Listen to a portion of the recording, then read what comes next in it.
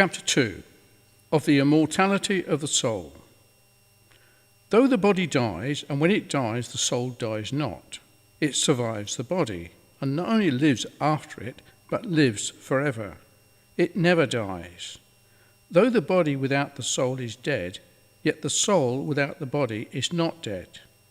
When the body returns to the earth and dust from whence it sprang, the soul returns to God, the immediate author and giver of it. The body may be killed by men, but not the soul. No man has any power over it, none but God that made it. The soul is immortal. It is not capable of death, that is, in a natural and proper sense. It is capable of dying in a figurative sense, a moral or spiritual death, which is brought on by sin. But this lies not in the deprivation of the powers and faculties of it, but of its moral rectitude, righteousness, and holiness. And it is capable of eternal death, which is the destruction of it in hell. That is, not a destruction of its substance, but of its peace, joy, and happiness forever. When it is said the soul is immortal, it must be understood that it is so in its nature, and is not liable to death, either from anything within itself or without it, but not that it has such an immortality as God himself has, who only hath immortality. He has it of himself. Angels and souls of men have their immortality of him, who has made them immaterial and immortal spirits. His immortality is without beginning and any prior cause of it. Theirs has a beginning from God, the first cause of them. He is independent, theirs depend upon him, in whom they live and move and have their being. That the soul of men is immortal may be proved. First, from the consideration of the soul itself, its original nature, powers, and faculties. First, from the origin of it. It is not of men.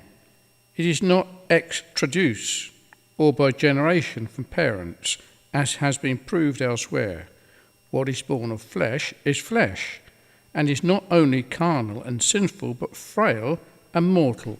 All flesh is grass, withering, decaying, and corruptible, as that is. But the spirit or soul is of God. It is the very breath of God.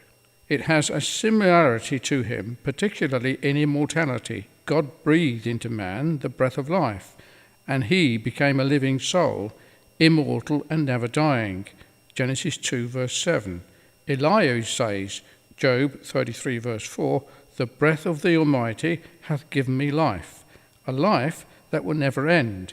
As the first man was made, so are his posterity. His body was formed out of the dust, and then a living, immortal soul was breathed into it. So the body of every man is first formed, and then the soul is created in it. Hence God is described as he that formeth the spirit of man within him. Zechariah 12 verse 1. As God is the former of the souls of men, so he is their supporter of them. He upholds their souls in life. As they have their being, their life from him, it is maintained by him, and souls of men are not dependent on their bodies, and therefore die not when they do, as they are independent of them in their operations, can think, reason, discourse, will, and nill without them. So they are in their being, and can exist and subsist without them. The most malicious and cruel persecutor can only kill the body, and after that they have no more than they can do. They cannot kill the soul. Luke 12 verse 4. They cannot pursue that any further. That returns to God that gave it.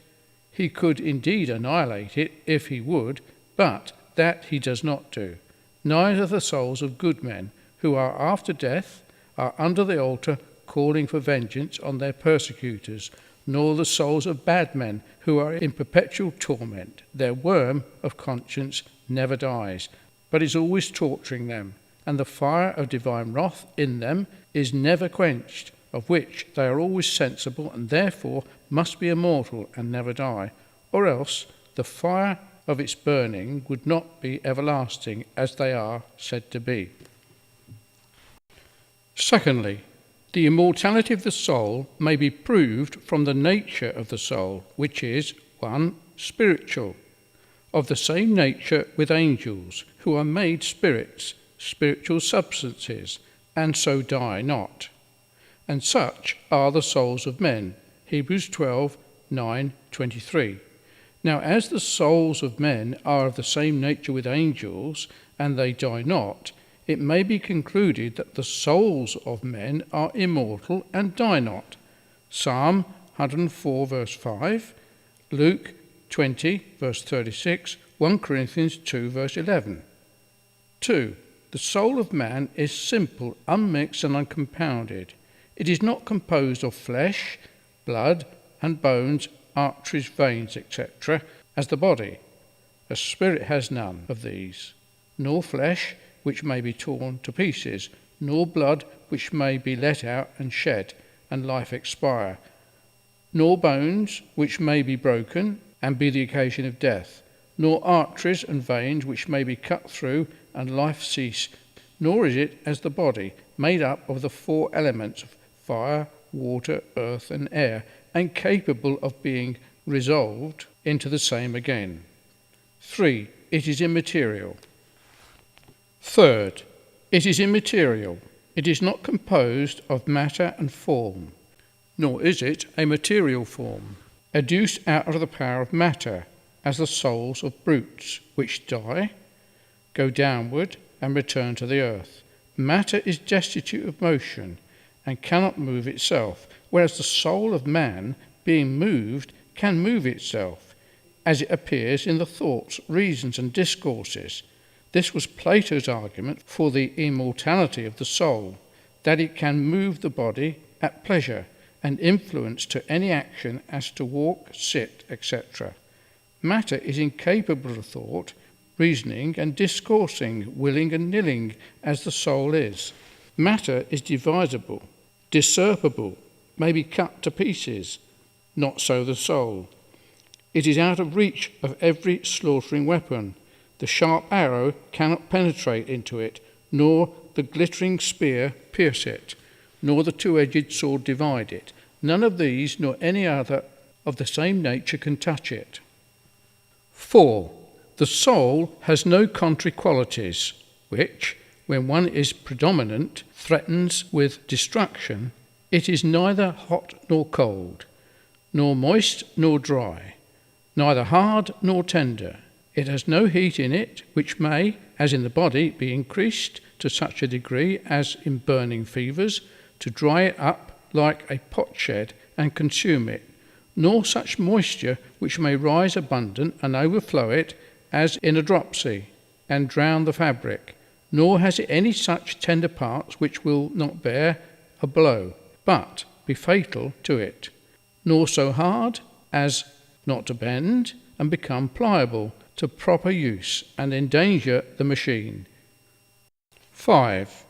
The soul of man is made after the image and in the likeness of God, which chiefly consists in that it bears a resemblance to the divine nature, being the breath of God.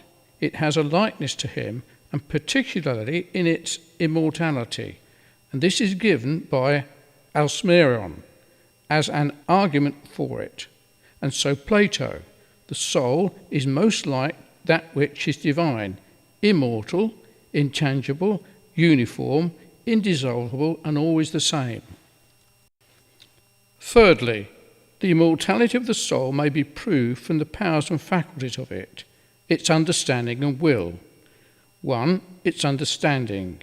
There is a spirit or soul in man, as Elihu says, Job 32:8, and the inspiration of the Almighty hath given them understanding, an intellective power, and a faculty of understanding things, which distinguishes men from the brutes that perish, the horse, the mule, which have no understanding. It is by this God teaches men more than the beasts of the earth, and makes them wiser than the fowls of heaven. Psalm 32 verse 9 and Job 35 verse 11. 1. The understanding of man can take in and has knowledge of things spiritual and incorporeal, immaterial, incorruptible and eternal, which it would not be capable of if it was not of the same nature itself. The images of these things would not be pressed on it, nor would it be susceptible of them. It can reflect on its own thoughts and reasonings, and knows the things within itself, which none but God and that know. It has knowledge of angels, their nature, offices, services. It has knowledge of God himself, of his nature, perfections, ways, works. Nor is it any objection to it that it has knowledge of corporal things, and therefore must be corporal too, since these are things below it, and therefore within its reach. Whereas spiritual, incorporeal and immaterial substances would be above it, and not within its compass, unless it was a spiritual, immortal and immaterial substance also. Thus God and angels know corporal and material things, though they are incorporeal and immaterial.